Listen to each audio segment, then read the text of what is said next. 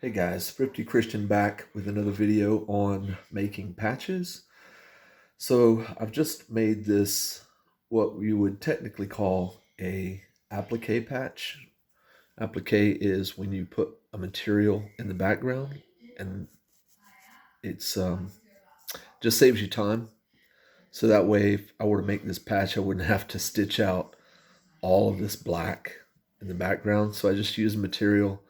I did a running stitch around the edge, trimmed it out, and then let it finish with a satin stitch around the edge. Now you can see there's little nibs all the way around, and what that is it's the plastic, because I use plastic. In my previous video I was showing how I use plastic as the base, so I hoop the plastic and I just lay the material in on top. So what I'm going to do right now is I'm going to show you guys how I go about removing this nib right here from when I punch it out of the plastic. So basically I just take a lighter and I just run it around it like this.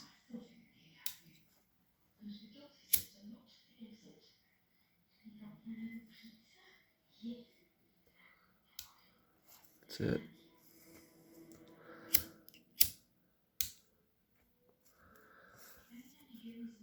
So now you can see that the nibs are all gone. It's a nice clean satin stitch.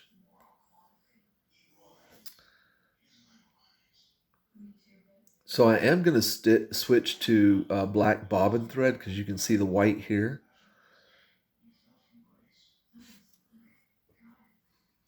Now what I'm going to do is I'm going to burn all these little pieces of thread that are sticking out here.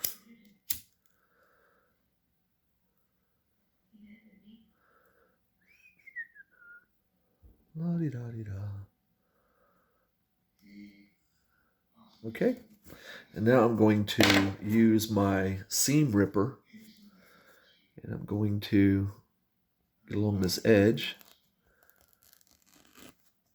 and I'm just going to cut that out. So I like using the seam ripper because it just glides along this edge right here, and it's already perforated, so it doesn't take much to just peel it, rip it off.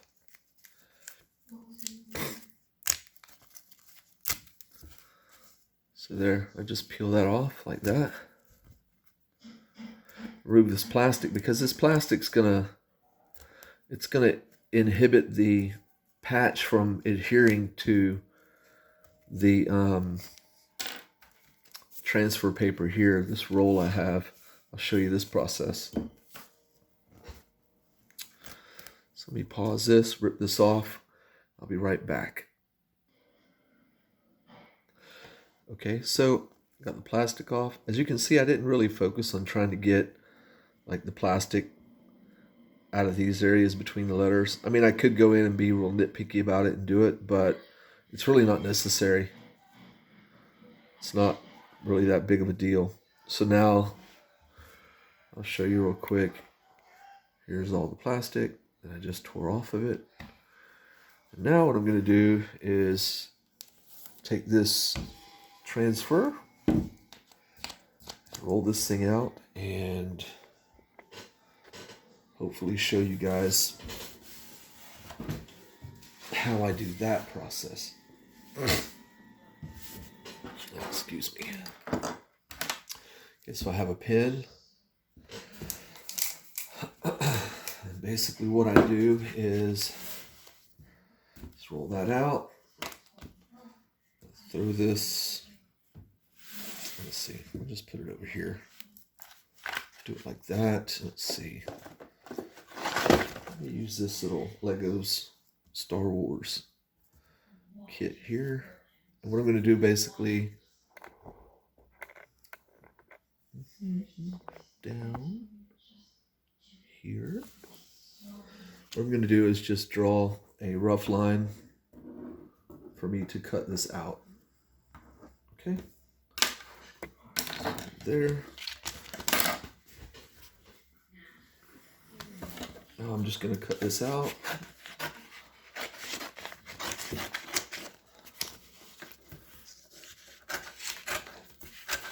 Doesn't have to be perfect. There's a reason why I do this rough cut too. I always look to try to speed things up as fast as I can. And to be quite honest with you guys, I'm going to totally eliminate doing this at some point in the future, because I've calculated the time that I actually sit here and do this method, and it just takes too long. So my thought is that I'm going to purchase a post-bed sewing machine and then just sew the patches directly on to the garment. Okay, so I plugged up my iron here. So I'm gonna go ahead and flip this over. Okay, my iron is getting a little warm. So let's go over here. Make sure it's centered somewhat. Okay.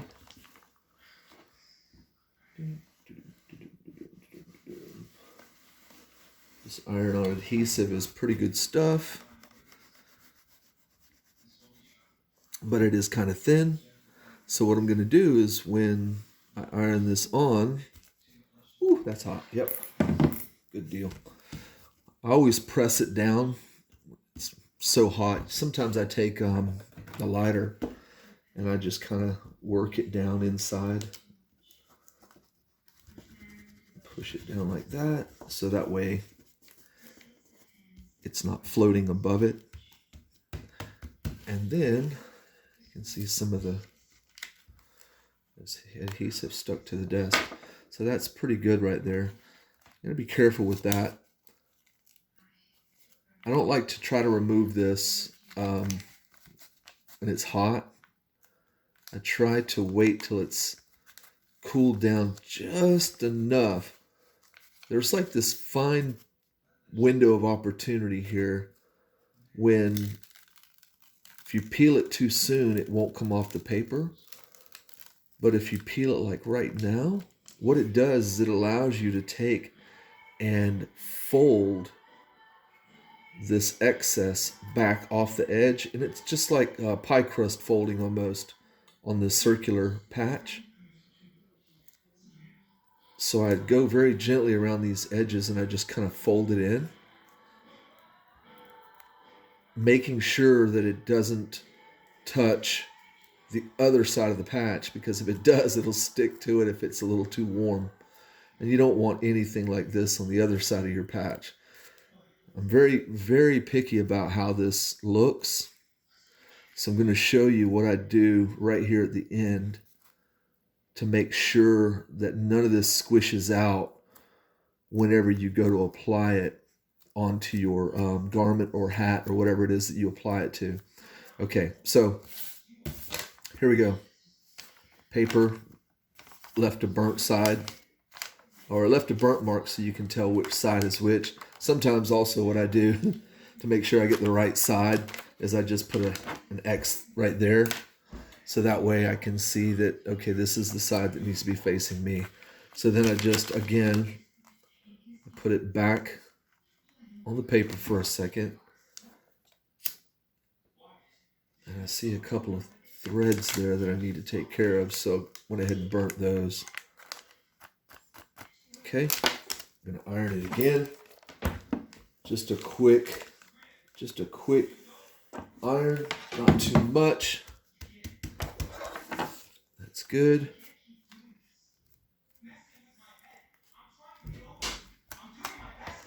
Oh, you guys have to excuse me. I have to shut this door. My dog just busted in.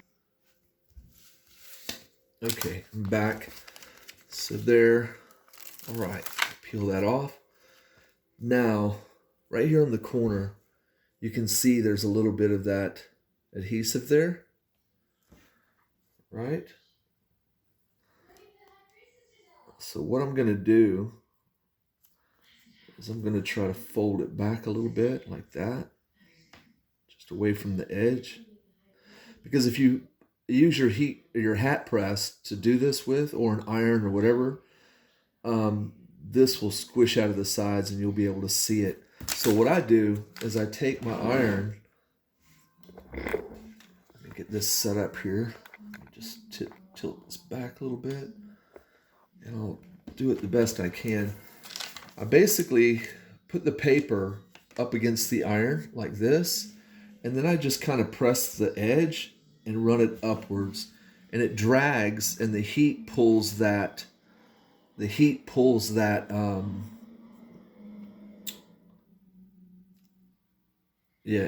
that transfer off of it. So it's on, it pulled it off of the edge here and applied it to here.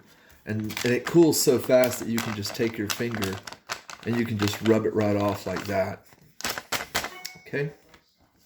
So I'm going to do all the edges this way.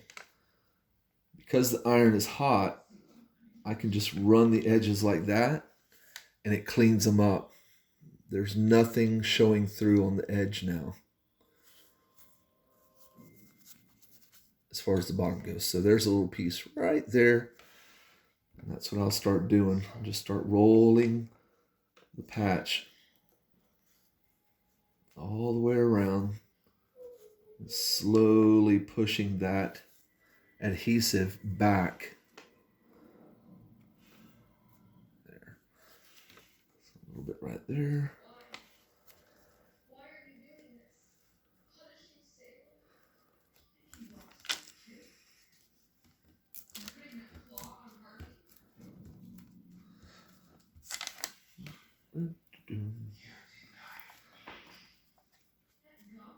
So there's one little spot right here.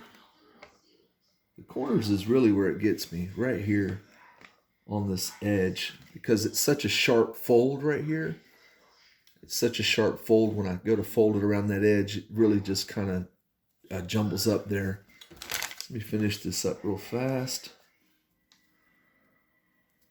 Looks good. And we'll just do this real quick.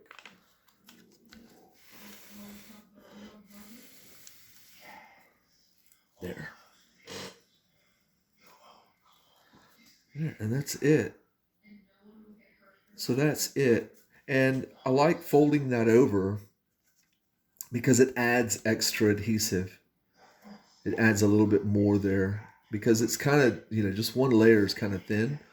But I've noticed that when I do that, when I fold it over and cut it out a little bit bigger, I have a little bit extra to fold onto the edges. And the edges is really where it matters most to me, because I never want anybody to grab onto the corner there and pull it and peel the patch up. I really want the corners to stick down really well whenever I do it.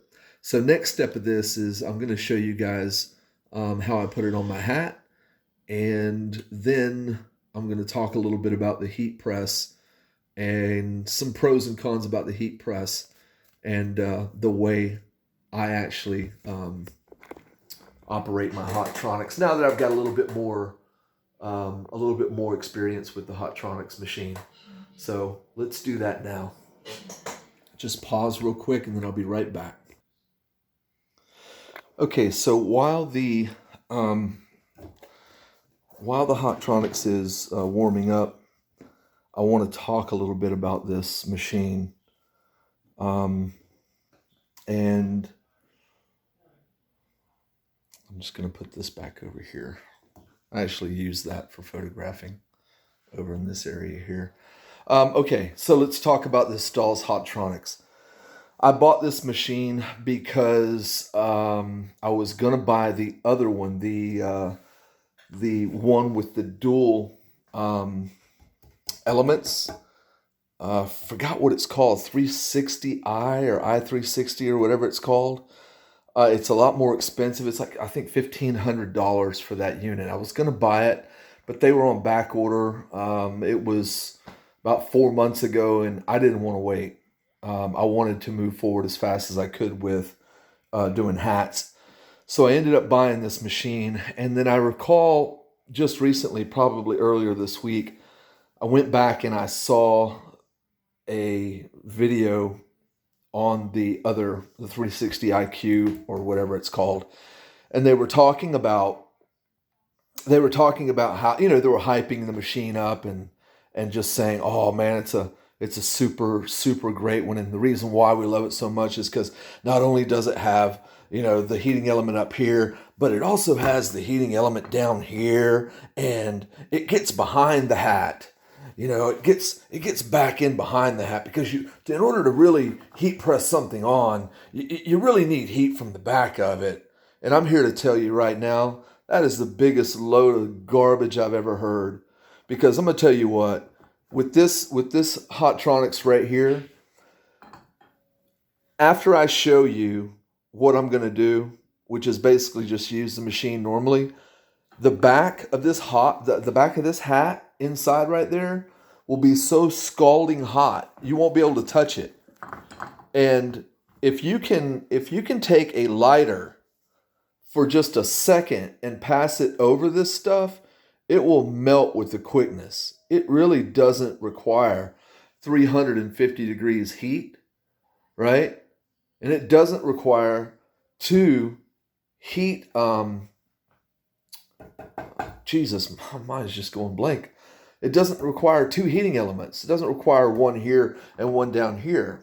Now, the other thing that they were talking about, which really made me mad, just really upset me, is this. These are called platens, right? So they were bragging about how the platen on the other machine was better than this one. And it really makes me mad that they would go through all that bragging about, oh, this is better than the old one. Well, that's all fine and dandy that it's better than the old one, but why couldn't you fix this one? Why can't you fix this one for the people who bought this damn machine from you? Excuse my language. I'm just getting a little hot because it aggravates me now that I think about it. Because in order for us to get this hat to fit in there nicely, you see that gap right there?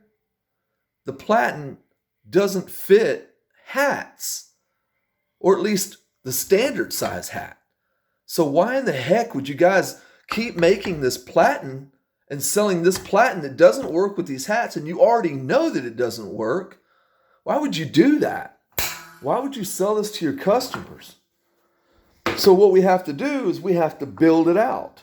In order to get it done right, I literally had to just take, material and wrap it inside this cloth, and get that built up right there where the hat has the gap. So now, as you can see, now that I built it up, it's nice and firm. So that way when I press down with the platen here, or the element, it doesn't cave this part in. Because before, this would just cave right in. Now it's firm and solid. So when I press on it, it's nice and round. Another thing that they brag about or talk about that I don't like is the fact that this machine will leave a press mark around the top and scorch some of these hats. I've seen it before. It'll press right into that. And the reason why that happens is because of this fact that this is not built up right. So it smashes it flat, and then it causes that crease press. But I've figured out how to avoid doing that after I've built this up. And again, this process might be a little bit longer than most, but it puts out a far superior product than some garbage that you'd put out normally and have a crease mark across here or a scorch mark. And this would look like a square or a rectangle block right here across the front of the hat. There's no way I would ever sell a hat like that.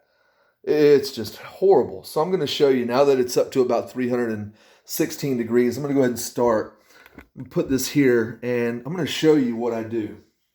So here's my Teflon sheet. I basically just bought this off of Amazon or eBay. I bought a roll of it and just cut this piece off. So what I do is I basically go in here and I put it across the hat. And I make sure that it's high enough above the actual seam here, so that way in case this element does touch it, it will at least not leave a mark. But I try to be very accurate. Once it's in here, I just maneuver it around. So now I'm just going to press this down a little bit. There. Now, they've got this thing set up where you can actually put a timer on it. Once you press down to a certain point, then the timer kicks on, right? And there's a magnetic lock right here that once it touches that, it locks it in magnetically. But the truth is that you really don't need to put that much pressure on it. Now I'm touching it right there, and it's hot. Yeah, I can't really hold my hand on it that long. So what I'm going to do is go back and do it again. And again, I'm just shifting the hat a little bit to make sure it's getting all the way up to that seam right there, because I like my patch to sit, this bottom piece here, this bottom edge, I want it to sit close to that seam as possible. I don't want it way up on the top of the hat, because these are low to mid profile hats. There's very little room for error. Okay, so I'm just going to heat that up again. So now it's nice and toasty. Now I'm just going to take this and I'm going to center it using the method that I've always used. One finger on this side and one finger on this side. Looks like it needs to shift to the left a little bit. Measure it again. One whole finger. Perfect, one whole finger. Now, there's enough heat on this to where it's already activated that transfer adhesive. Now I'm just going to click on this light. I really need a light up here. And I'm just going to look down on the top of it here, make sure that I get that edge perfect. Now, I can see that it's already stuck down, and I really don't need to do very much to it. It's not really... Look, it's not really coming up that easy. So I'm going to go ahead and press it now. And again, I'm just going to do the same thing I was doing before. I'm not going to engage it. I'm not going to lock the magnet part of it. I'm just going to give it some light pressure. You know, I'm just holding on to it very lightly with a few fingers here. See it moving? So I'm just barely holding it on there. And that's enough pressure, right, to get that to adhere. So let's give it a few more seconds here.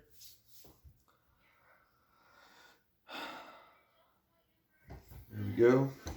Slide that off. Now I'm just going to press down on these edges right here with my thumbs. And yeah, it's hot. Yes, it's hot. Okay. Now for added measure, I'm going to go one more time. There. Now that I know that it's stuck and it's perfect in place, now I can give it just a few seconds more. Okay. That's good. Now, immediately I'm going to take it off so I can relax the profile of the cap, the front profile of the cap. I want to relax it. I'm going to take it off. And now I'm putting my hand in the back here. And I'm going to hold it like this, and I'm just going to slowly press to make sure that there's no bubbling or anything like that on the inside of the buckram here. Sometimes if it gets too hot, it'll start to bubble. So again, another reason why I want to hold this until it cools down is because, turn that light off, is because I don't want these edges to pop up. So if it's still in that melty stage, then it will still come up. So it's important that you realize that it needs to be pressed down and held down until it starts to cool down. Once your hand is able to stay on it like this without it burning your hand, then you're probably to that point where you can finally let it go. Okay? So now I'm just going to wave it. I'm basically just going to wave it and get it cooled down. Okay, just going to wave it. Here we go. There I am. I'm waving it, waving it. That's crazy. This thing will not focus. Anyway. All right, so let's go back over here. And let's see what we got here. Okay, so the inside looks good. There's no bubbling. And there. Here's the part that I was talking about along the bottom. I like that to be just perfect right along the bottom there. Okay. So that's it. Now, just do a little test here and show you. It's not coming off. It is not coming off. The corners is where it's going to come off, and this up here at the peak that's where it's going to bubble the most. But it's on there good, and it's only on there because I held it on there. So make sure you focus here. If you have a 6-panel hat, make sure you focus right there, because that's where the peak will come in. And if it's warm, if it's too hot, it'll pull away right there. So you have to hold it down until it cools down, and then, you know, sticks to the twill. I don't know what your hat is made out of, but it could be acrylic, cotton, or whatever.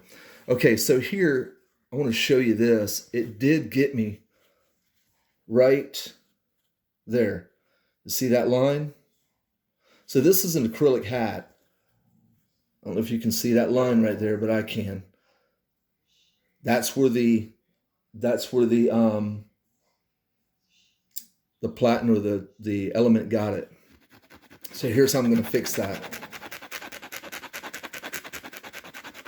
I'm just going to scratch it out. And you can also get a shoe brush, and a shoe brush will get it out too.